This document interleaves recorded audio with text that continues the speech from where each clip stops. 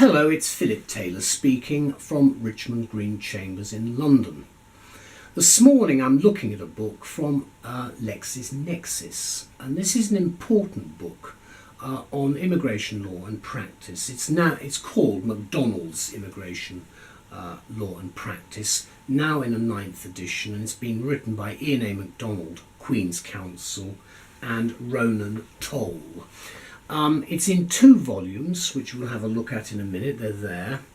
And Elizabeth and I thought about this, but we had a good chat about how we would review it, because it's a substantive work and an important work. We gave it the following title for our review: Reflecting the Moving Tapestry of Change in Immigration, the new edition of MacDonald's Immigration Law and Practice, now in the 9th edition. We'll talk about what our review is in a minute. Let me show you the book first of all. This is volume 1. It's a heavy book. It's a hardback, side, back. There's nothing on the back. The paper is quite thin because obviously the first volume is well over 2,000 pages long. There's the index at the back, and then we just go into the work itself. You can see that you've got useful paragraph numbering at the sides all the way through to find things, and there are a lot of footnotes. You can see that with lots of abbreviations all the way through. If we go to the front, this is volume 1. Obviously there are a very large number of people involved in this book, and I'm going to just show you who they are because they're part of Garden Court Chambers. Now these are the contributors here. Very difficult to go through all of them by name because obviously there are a very large number of them. But there they are, and I'd like to thank all of them. Can't do it personally. I'd like to thank all of them for the huge amount of work they put into this book, because this is the definitive work without a doubt. Now there is a very important preface. Do read it because you will see what has happened, and that is, it's been very difficult to produce this because of the new material. The law is stated as at 1st of November, I'll mention that again later, and that's from the 2 authors. And then you've got the main contents. Volume 1 is set out first of all, there, and then after that you've got the various chapter numbers which are well set out, going all the way through. Up to chapter 20 there appeals to the first tier tribunal. And then after that, the pages, as I say, are very thin. Then chapters 21 and 22 there. Then you've got volume 2. For full content, see volume 2 itself. I'll show you that in a minute. But that gives you, and then you've got the appendices there. And there are, in fact, 8 appendices, ending up at the end with a glossary. Then you've got statutes themselves. And then after that, statutory instruments, and then after that conventions and agreements, then tables, and that actually takes up a substantial amount of the book before we actually get into the main text itself. And if I just show you the main text once we've got past the end of this, you can see how it starts off. It starts off with a brief history of immigration law itself. It's a very emotive issue, and one that is going to continue to be a motive for some years to come, I'm sure. What you have got here, this is the actual first page. You've got introducing immigration law, then you've got a little index which sets out what's actually in it, and it goes through that in some detail. But as I say, you do have paragraph numbering to find things quite easily, and you've got the footnotes. That's volume 1. Now volume 2 continues because what you've got with volume 2, again you have a at the back you've got again various appendices which are of some help. You do have a very useful glossary again, which is at the back. What you have got with volume 2 is again the same list of contributors. But what we then go into with the contents, there's the preface again, which is set out. But for volume 2, you've actually got the appendices themselves, and that's really where the detail. What you've got is a very very short outline in volume 1, but in volume 2 you've got the appendices in detail, starting off, of course, with the statutes, other relevant statutes, the rules, the procedure rules, PDs and so forth, statutory instruments, and then after that European legislation and international materials and the glossary. And you can see how it's structured. Now what you do have here, of course, is you do have the amendments which have come through, for instance, with the Nationality, Immigration and Asylum Act 2002, just to show you, it will show you where there have been changes in the law. So it's as up to date as it can be, bearing in mind what they're trying to do. And then you've got all of the various procedural rules. So really what you've got is a split between, if you like, the main commentary on what's been going on in volume 1, and then the real detail, which is the law itself, the statutes and all the other bits associated in the main 8 appendices, and the last one being the glossary itself. Now, what we say about the book is this: immigration lawyers or lawyers professionally involved with immigration cases from time to time will welcome this new 9th edition of MacDonald's Immigration Law in Practice, recently published by LexisNexis.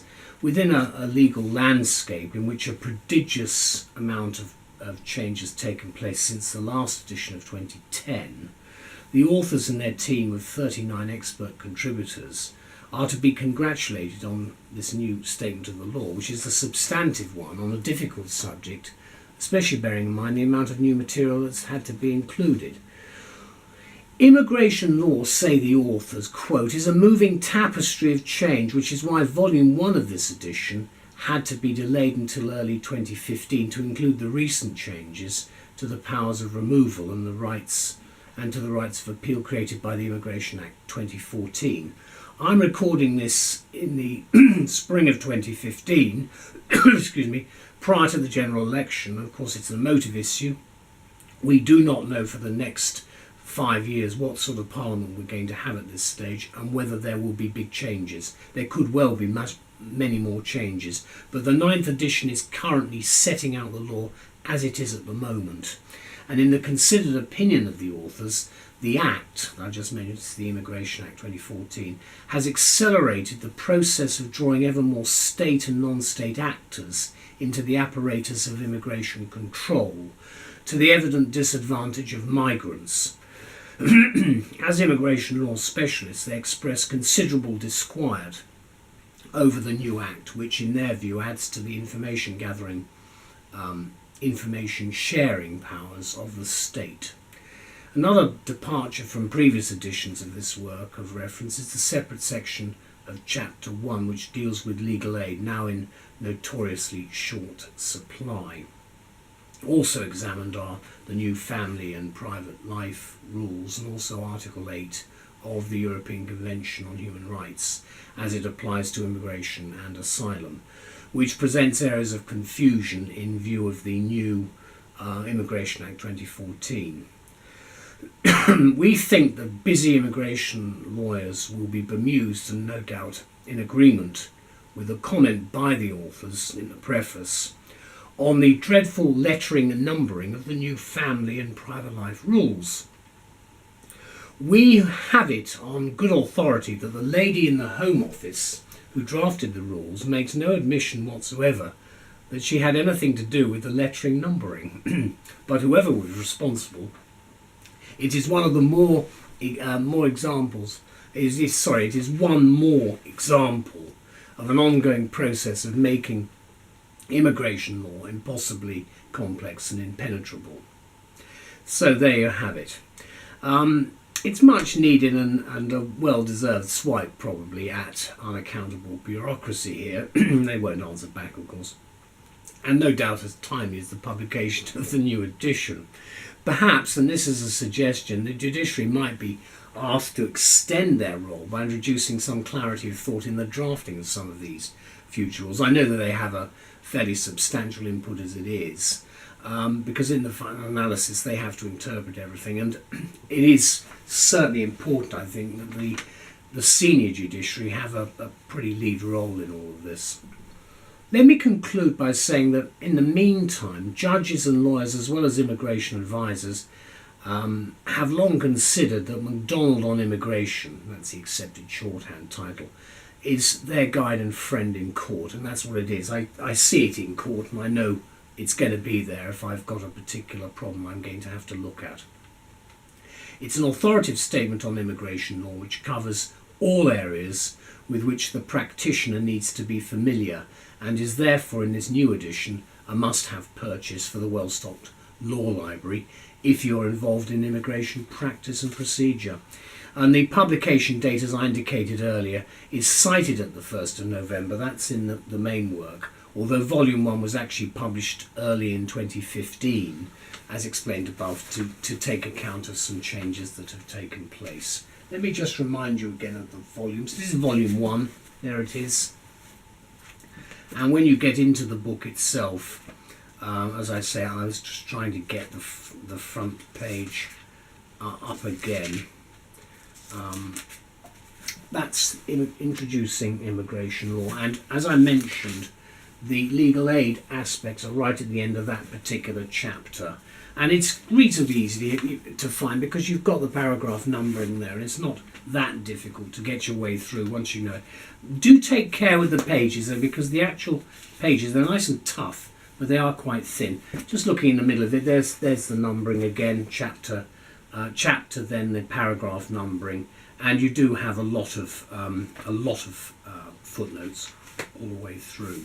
As I indicated before, you've got the main index in Volume 1 there, and you just go up to the end of the main chapters, and that's chapter 22, which is procedure and evidence, etc., right at the end. That's Volume 1. Then that leads in to Volume 2, which doesn't have an index at the back. So if you need the index, you need the first volume. But what you've got with Volume 2, which is this volume here, is you've got the legislation straight away. Then you've got the rules, other relevant statutes, then you've got the rules themselves that come in, the immigration rules there, and then right at the back is something that will be of help after the international materials. Right at the back you do have a very detailed glossary, and obviously the number 2 is very helpful there, the number 1, so you can find what you're looking for quite easily. It's Butterworth's LexisNexis. It's been around a long time as a book. Ian MacDonald has done a superb job in my view. The contributors from Chambers have also put in a huge amount of work to give what is an authoritative statement on where we are with the law. We need these books. If we don't have them, it makes lives of practitioners and advisors much more difficult. So I'd like to thank the team of people involved, all the people at Lexis and Butterworth's for what they've done. This is a great help to all of us. Thank you so much. Bye-bye.